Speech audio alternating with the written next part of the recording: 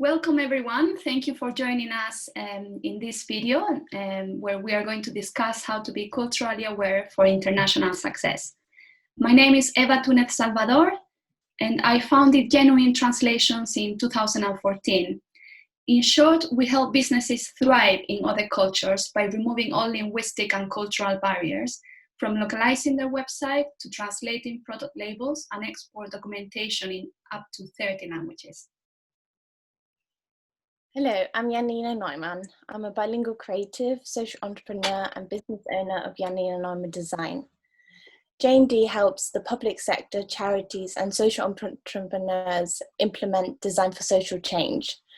The bilingual focus ensures that clients can communicate their message equally effectively across different languages and cultures. I'm also the founder of the Bicultural podcast, which celebrates bicultural individuals and gives insight into cultural differences to help you improve business relationships. If you're interested, you can listen to a great episode that I recorded with Eva recently. So, today we'll be looking at what does it mean to be culturally aware? Why is it so important to be culturally aware in business? What are the main characteristics of cultures around the world? How can you work effectively with multicultural teams? So, what does it mean to be culturally aware? Well, sometimes we don't actually know that we're living in a bubble, and the way we've been brought up actually influences the way we experience things. So, David Foster Wallace told a great story that I think illustrates this point beautifully. So, there are these two young fish swimming along, and they happen to meet an older fish swimming the other way, who nods at them and says, "Morning, boys, how's the water?" And the other two young fish swim on for a bit, and then eventually one of them says, "What the hell is water?" Hell is water. Yeah, I think that's a beautiful example about how we are influenced by culture, and we sometimes don't even know that the way we see things or how we respond to emails or conversations is because of how we've been brought up. So being culturally aware means understanding that you have a perspective lens. It's not only about the language you speak, but also about how you can express yourself and just being aware of your cultural bubble. But of course, there are sometimes differences between personalities, and that can also influence how people interact with each other. So I think Erin Meyer beautifully summarizes this by saying it's not a question of culture or personality, but of culture and personality. So why is it important to be culturally aware in business? Well, we thought the following case study would be a great way to answer this. So, Walmart and its failure in Germany. So when Walmart expanded to Germany in 1997-1998, it lost hundreds of millions of dollars due to a lack of cultural awareness and preparation. For example, employees were asked to participate in a morning exercise chanting "Walmart, Walmart, Walmart," which in the US can seem as an act of boosting morale and inspiring loyalty. But the Germans found it rather annoying. They were also forced to spy on their co-workers and report any misconduct, which again may seem normal in the US, but not acceptable in Germany because that's what they used to do in the war. So now we'll explore the main characteristics of cultures around the world. And we would like to do this by taking the 8 cultural scales by Erin Meyer, who researched and outlined these scales. They are communicating, evaluating, persuading, leading, deciding, trusting, disagreeing, and scheduling. And we'll give you a brief idea of how the countries match with the different scales. So, first of all, communicating. When they communicate in Mediterranean Europe, the communication is less precise, there's less repetition, and not as many recaps as there are in the UK or America, for example. In Eastern and Northern Europe, their communication style is usually quite low context, which means that they are direct in how they communicate. In Asia, when it comes to communicating, they are a high context culture. This means that the communication is sophisticated, nuanced, and layered. Messages are spoken and you have to read between the lines, or the messages are more implied, but not plainly expressed. The Chinese tell their kids to read the air, which means that not hearing explicit words, but also focusing on how something is said, and also on focusing what isn't said. They also won't interrupt a meeting to give their opinion unless they're asked in advance. In the Middle East, the communication style is high context and also sophisticated. So it's more like you have to read between the lines, just in Asia. In Africa, the communication style is high context, and it's also quite important to use who you know. In North America, Australia, and the UK, I'm putting them together because they're quite similar in the way they interact with each other. So their communication style is actually the lowest context method. So they would reply to emails even if they say to you that they'll come back to you within 2 or 3 days. And lastly, in South America, the way they communicate is high context. So, persuading.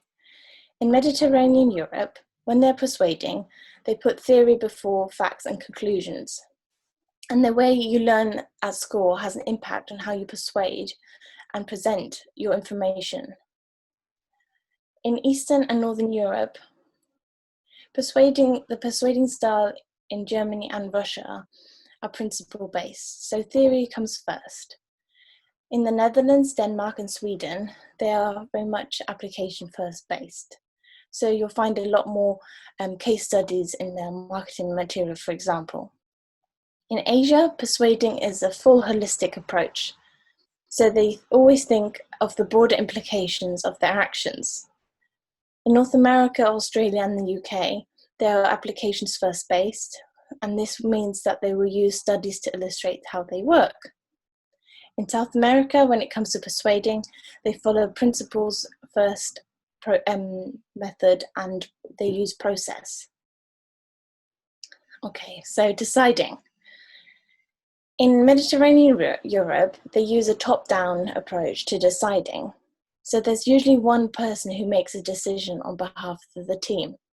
In Eastern and Northern Europe, deciding is consensual, apart from Russia. In Asia, they use a top-down approach, except in Japan. So in Japan, they actually use a ringi system, which means that it's hierarchical, but ultra consensual. So low-level managers discuss an idea among themselves and come to a consensus before presenting it to their higher-level managers. And they even use a proposal document and software for this. In Africa, when it comes to deciding, they are top-down, and one thing to really remember is, in the large majority of countries, being egalitarian correlates with value and consensus for decision-making. And actually, the US breaks this mold. So in the US, the person in charge makes a decision quickly on behalf of the group for efficiency. We now come to disagreeing. In Mediterranean Europe, when they are disagreeing, they're confrontational. The French, for example, love a good debate. But this doesn't mean that this will harm the relationship. A debate is actually seen as a positive. In Eastern and Northern Europe, disagreeing is confrontational, apart from Sweden. In Asia, when it comes to disagreeing, the Chinese, Korean, and Japanese preserve group harmony, and protecting one another's face is more important than stating what you believe in. In the Middle East, because they're relationship-based, they actually avoid confrontation, except in Israel. In Africa, when it comes to disagreeing, they also avoid confrontation, just like the Asians. In the US, disagreeing is confrontational. However, it is less confrontational in the UK. In South America, when it comes to disagreeing, they also avoid confrontation. We move on to evaluating, particularly with giving negative feedback. This can be done either directly or indirectly. And in general terms, in Mediterranean and Northern and Eastern Europe, they give direct negative feedback in a business context, especially in Mediterranean Europe. We are really blunt. And in France, for example, as Janina mentioned, they love debating, and being confrontational is actually not a bad sign. The rest of the world generally uses a more indirect approach when giving negative feedback. In Asia, it's quite subtle. In South America, very diplomatic. And you may know the cheerleading approach of the Americans with their 2 positives and 1 negative. When it comes to leading, this can be hierarchical or egalitarian. Hierarchical meaning managers are highly regarded and respected, and we do what they say. And egalitarian means managers involve employees when they are leading. Mediterranean Europe and South America are hierarchical. Asia and Africa are highly hierarchical. Middle East is hierarchical except Israel, which is more egalitarian. North America and the UK are egalitarian, and Northern and Eastern Europe are egalitarian too, except Poland and Russia, which are more hierarchical. The leading and decision-making styles are good to know when thinking about who you want to target in a foreign organization.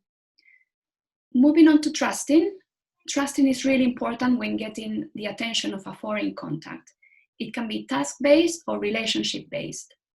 Eastern and Northern Europe is task-based, apart from Russia, and North America and the UK are highly task-based.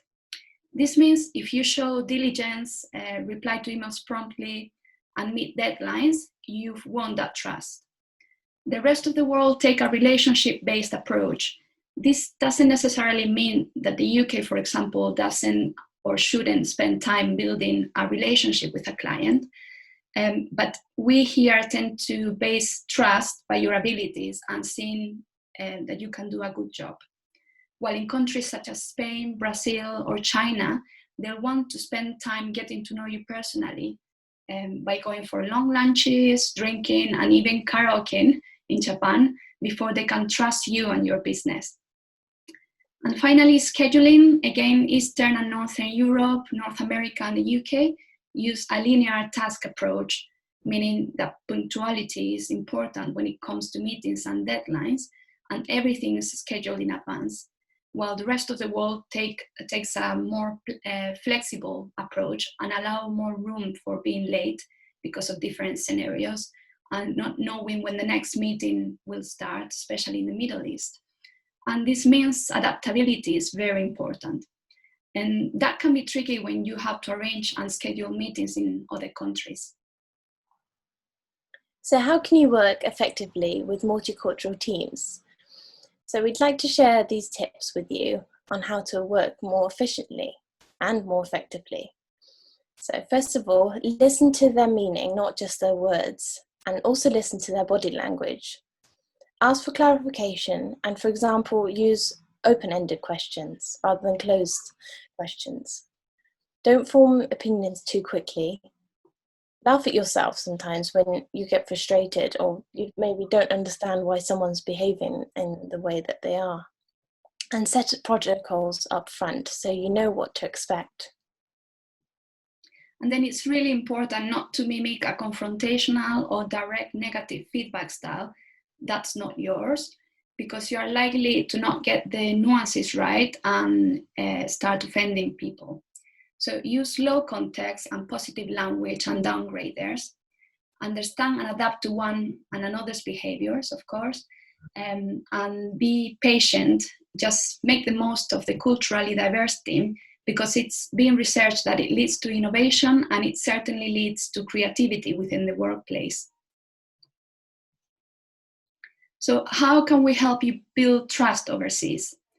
Well, myself, I can help you communicate with potential clients and collaborators in a foreign language and country and culture, and meet your translation requirements in an effective and efficient way. And I'll be happy to offer you a free 30-minute follow-up call, and we'll build a translation plan together. So I can help you build a strong market position for your brand in the UK, Germany, Austria, and Switzerland. I'd like to discuss any opportunities with you, how I can help you on another 30-minute free call with myself. And also, if you already have a German website, I can audit it for you and give suggestions on how to improve your communication style and ultimately how to better sell to the German-speaking audience. So thank you so much for listening. And if you're listening on YouTube, please post your comments below and subscribe to our channel. Thank you very much. Thank you. Bye.